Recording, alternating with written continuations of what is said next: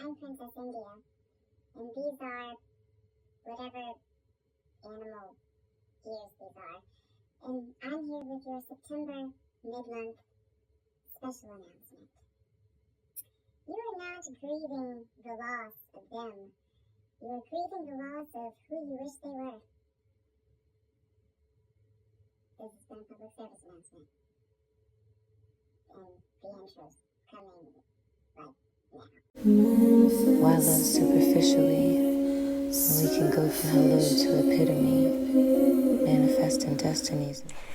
Hello, Aries. What's been going on? I feel like I've been talking about you while you're not here. I think it's just because the Emperor came up and whatnot and stuff. But this is my office. Because, I had to improvise and stuff. I had stuff to do here, and I'm doing you guys readings in between stuff and whatnot. I'm sitting on the floor because the lighting was terrible behind me when I was sitting at my desk. So, welcome to the floor and the couch behind me. Pleasure to have you here. So, anywho, welcome to your September mid-month.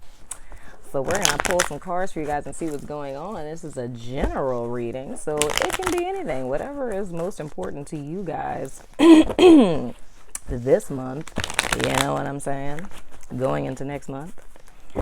So this is any challenges that you guys have coming up, and then I'm doing the spread entirely different. We're first going to look at what's going on with you guys in a mental space, in your physical space, so your environment and, your life and all that good stuff. And then what's going on in your emotional / spiritual space, you know what I mean? Then we're going to look at what's blocking you guys and what actions you need to take going forward and what's not or whatever. So I'm making sure I'm shuffling the crap out of this deck because everybody and their mama has been getting the same cards. I know that has nothing to do with my shuffling. It's just an energy. It's a vibe.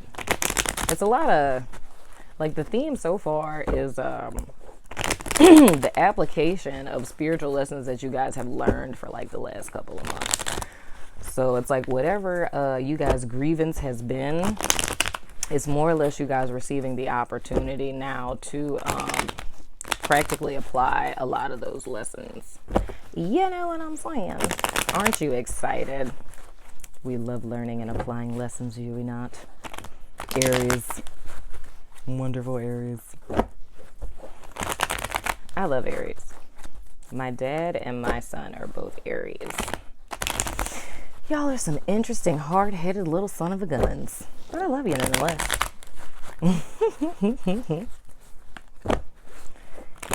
Y'all are like the epic big brothers and big sisters of the zodiac. I don't need anybody's help. Let me stop teasing. All right, one more time, and then we're gonna start cutting this deck. I'm showing my deck that I mean it. So Spirit, please give us clear and direct guidance for my Aries people for September. What do they need to know and what not, or whatever? Okay, so in you guys' mental space, oh my God, didn't I just say that this is the same freaking space, High Priestess. It's the same space that Gemini had it. Wait a minute. Oh wait, no, that wasn't them. That was somebody else who had the Emperor. I think that was Pisces. Oh Lord, and you guys' physical space or your body, you guys have the 10 of Wands, so releasing burdens. Are y'all crying out to your spiritual guides and stuff too, praying for somebody to help you? Going forward into you guys' emotional space is the Queen of Wands. So I sense with you guys, it's more or less like being in a contemplative space. And I think it's I don't want to say trying to find meaning, but trying to find meaning in what it is that you've been through, right? So I'm kind of feeling like you guys, okay, have recently let something go that has been a heavy burden on you. And I feel like you guys are kind of in this contemplative state because I feel like you're in a space now to where things are kind of going more in your favor. So it's you're grateful and you're happy, but I feel like you still feel there's something left undone. It's you're understanding why you went through what you went through, but I feel like you're looking for a deeper meaning. So it's almost like you're not stuck in the past, but you're reflecting a great deal on what has happened to you or what has gotten you to this point, because you're looking for literally that deeper, like soul felt mythical meaning. Like, why is it that I had to suffer so much, or why did I have to fight so hard to get here? Like, I understand that you're supposed to work hard in order to get to this point, and it's like, I'm grateful, I'm happy, I feel like things are working out, but it's like, why did it have to be this hard? You know what I mean? That's kind of the vibe that I'm getting. And with you guys challenges, the first one is the Judgment card. So that's you guys being called to a higher state of being. It's like the same card freaking Gemini had. We have the Six of Wands, which is a victory and public recognition. Jesus. And then we have the Ace of Swords. Good Lord. Shuffle this deck, dagnabbit. Anyway, so you guys' biggest challenge this month and going into October, because I want to say it's like, it's trying to find me, because I don't know, I kind of get this vibe where it's not necessarily that you feel that it's undeserved. You know what I mean?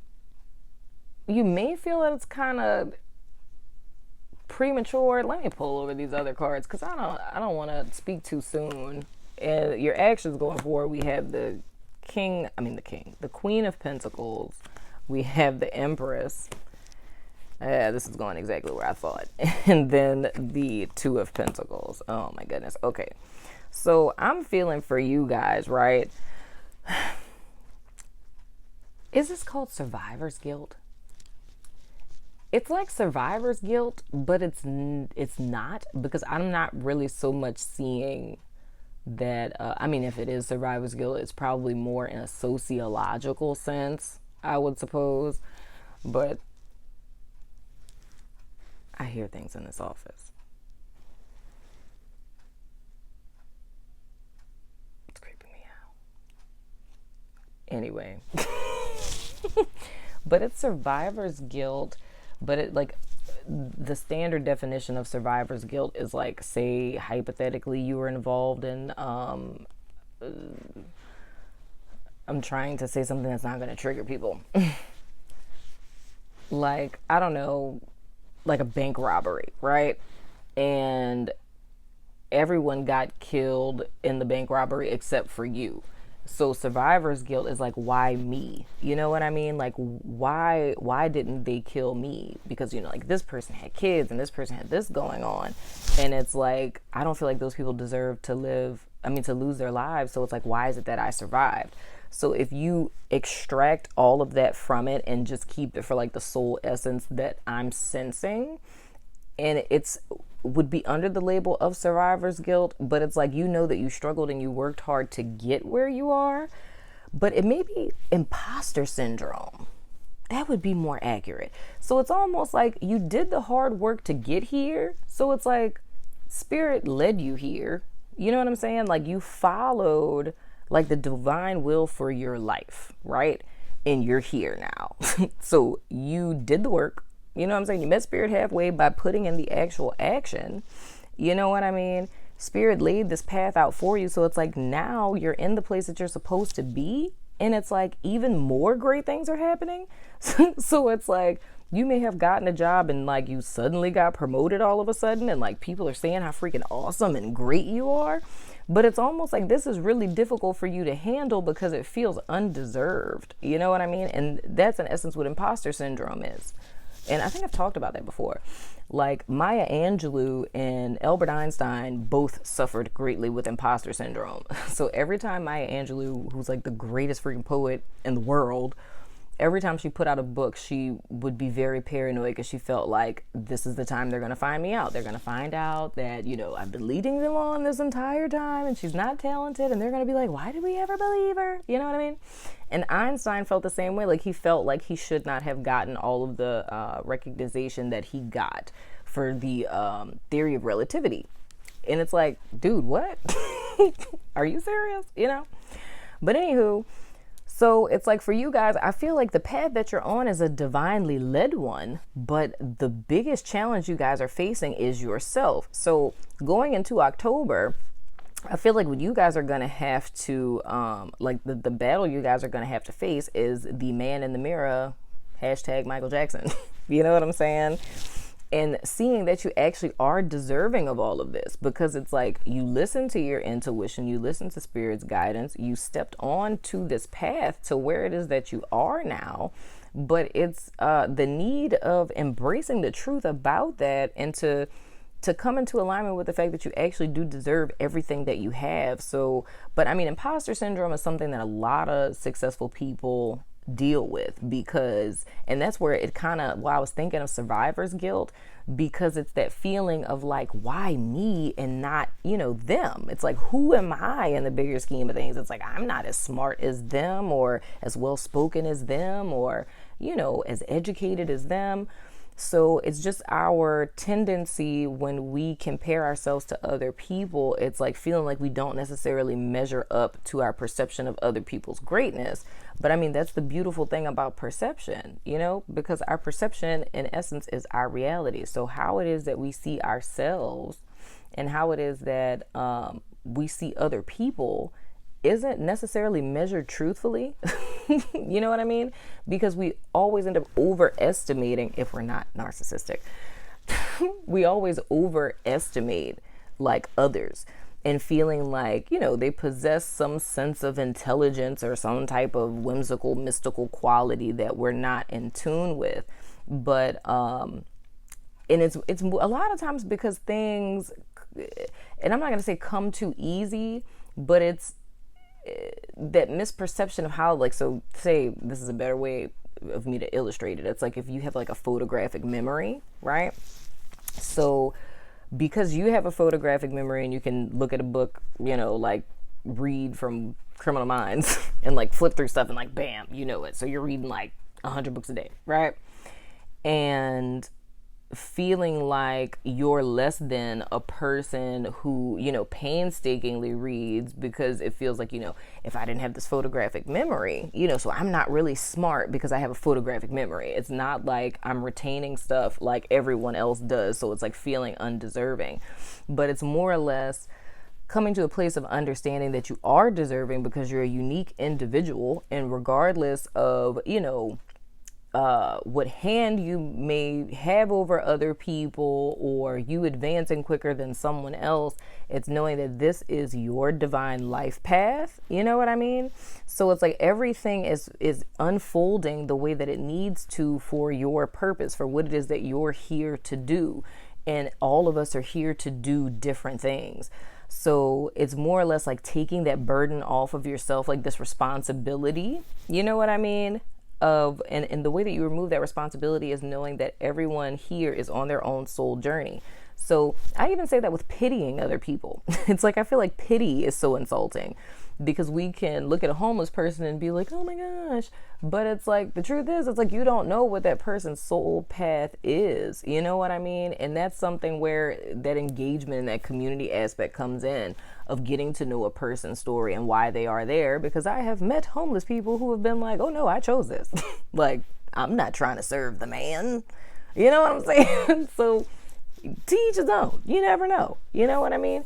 So it's more or less like it's a form of projection. So I think the greatest compliment that we can give to all human beings in truth is to get to know them where they are, learn their history, learn their story, and then, you know, make our judgments, and I use that word lightly, about them from an authentic place, as opposed to projecting onto them, feeling as if like undervaluing yourself and feeling as if you don't deserve to be where you are, and assuming that someone else does. And that's really because you're undervaluing yourself.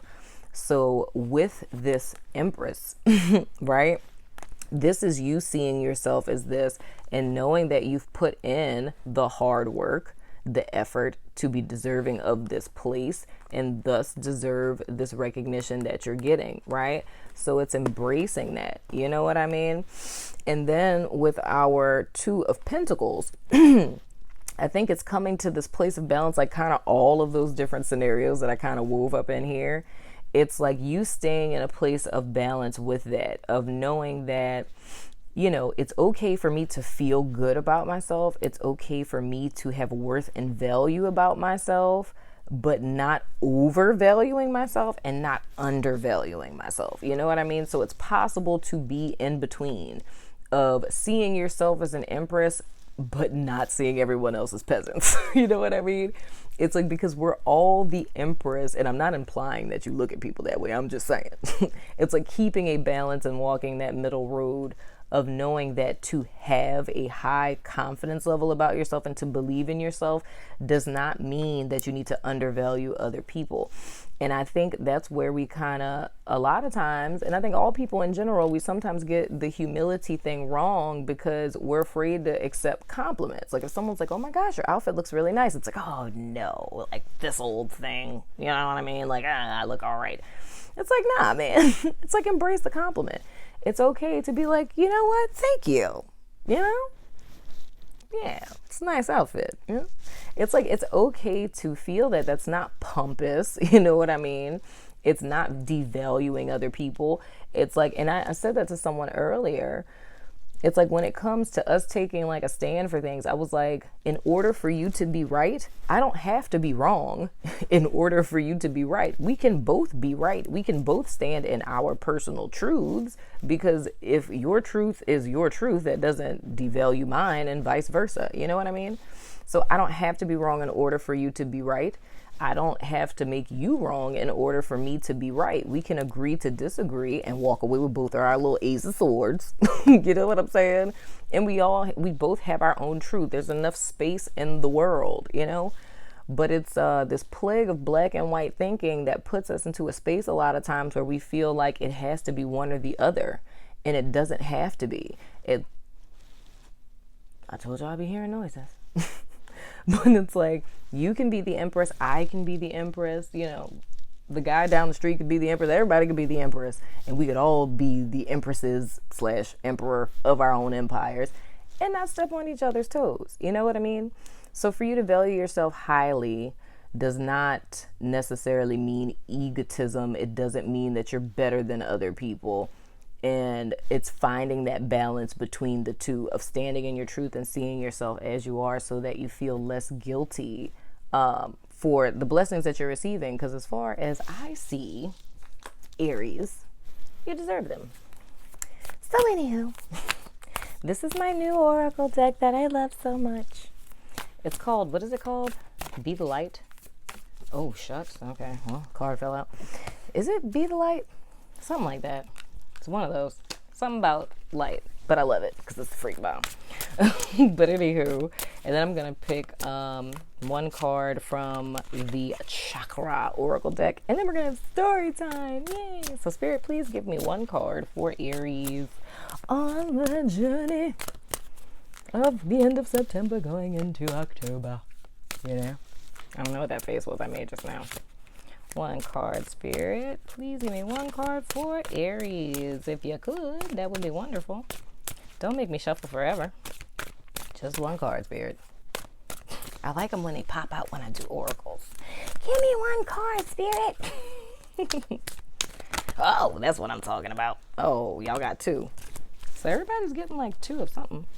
Okay, so for the first oracle, you guys have Soul Family. Aren't these pretty? Call in your tribe. You don't have to do it alone. Dag nabbit, son of a gun. You better let somebody help you.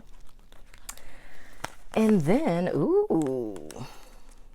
we have Rejection and Acceptance. And now this is very interesting because this card is your root chakra and this card is your crown chakra.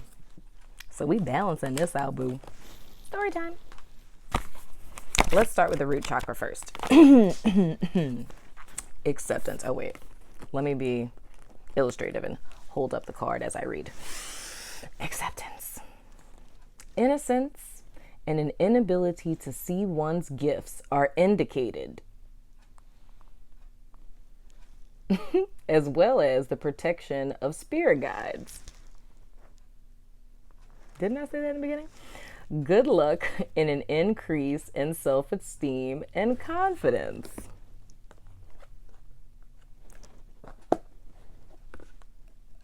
Isn't this creepy?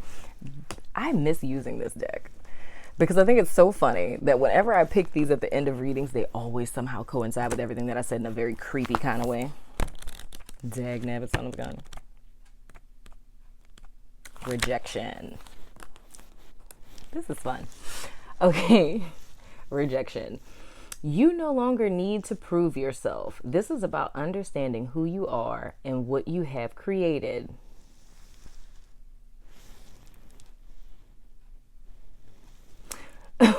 Ivory allows others into your life. Choose wisely. Dag nabbit, son of a gun. Man, both of these stories, if I can give a quick, I told myself I wasn't going to do this. I felt I was going to do it. I knew I was going to end up like reading this for somebody. It's like with the rejection story, I just love it. I love both of these stories. These are like two of my favorite stories. Okay. So, they won't use me. Don't tell nobody I did this for y'all because I read the short version for everybody else. The artist is summoned for jury duty, but they won't use him. He doesn't fit their concept of what a juror should be. He paints pictures no one understands. He lives alone. They want somebody who will put himself in the other guy's place, but he will never do that. He doesn't get mixed up with anything or anyone. They honor his individuality when they invite him, yet when he appears, they reject it by not using him. You don't have to be on the inside track. Be true to yourself and you will not be unhappy. Rejection is spirit's protection. Am I working with or against my environment? What is the purpose of my present solitude? Key ideas: others' approval, unsupportive environment, working alone, arrival of a teacher. And with the acceptance card, so I kind of feel like for this one, which is very interesting, I'm hearing things again. But anyway, I feel like for this card, which is very interesting, is that I feel like this is someone more or less on the hinges of this. I don't really think that this person may resonate so much with the imposter syndrome aspect of you getting recognition and rewards for your greatness. But it's almost like, say if you worked at a company and there's other people who are getting recognized and you're not. And I kind of think Aquarius was dealing with that. So it's more or less like you're in this elite group because you're talented, but not talented enough to where they're singling you out. You know what I mean? It's like, I feel like it's kind of one of those things, but it's not necessarily looking at it from a perspective of feeling like you're not good enough, because it's the fact of you being like on your path, which is a very spiritually guided path. You know what I mean? And you being able to, gosh, I keep hearing things. You being able to like see your worth and your value within yourself and see your esteem, and not necessarily needing all of the bells and whistles from other people in order for you to see that you are the empress, right? Like you being your own validation in a sense. And this one I really freaking love. So let me see, let me go to it. All right, acceptance. When I accept myself, I find love. For those of you lovers out there, Cherry loves her work as a waitress, but feels that something is missing from her life. She has a boyfriend, yet she senses he is unfaithful. One day a customer orders cherry pie. Cherry cuts a slice and Cherry cuts a slice and sighs to a friend that her life is like that pie, with a slice missing. Her friend remarks, I'm totally this friend. Her friend remarks that maybe Cherry is a heart-shaped pie. Cherry's perspective changes. She leaves her boyfriend and later meets a man who makes her happy. All right, girl. A magical box of self-acceptance appears before you. Your unique qualities reside within. Open it. Are things simple now? Cherry Heart invites you to see yourself as complete just as you are. Am I assessing myself accurately, or am I distorting my reality in a self-defeating way?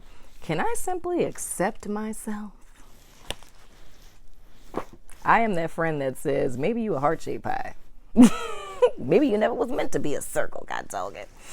But the unison of these, man, I see this a great deal.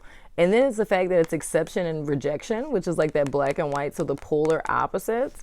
And like I always say, man, I think I said this to somebody else. I said that to Gemini. It's all about us seeing ourselves that way. It's not needing that external validation of other people. You know what I mean? So whether it's with the person who feels like they're struggling with imposter syndrome, or it's the person just feels like they're not being recognized or they're being passed up. You know what I mean?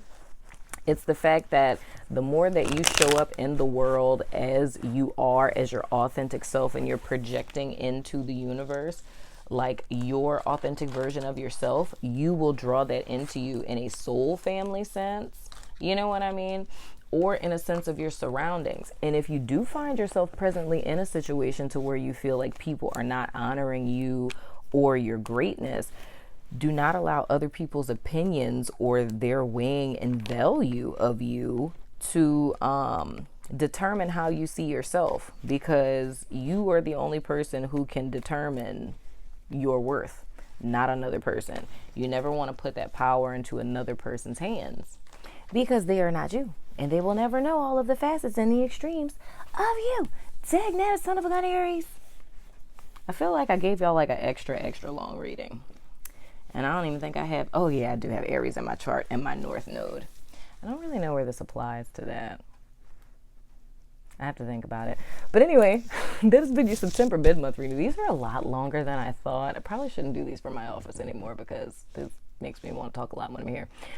But I'm going to go now, because I'm in here by myself and I'm hearing stuff and it's creeping me out. So yeah, it's been your September mid-month reading. I will see you in October. Love your face. Deuces.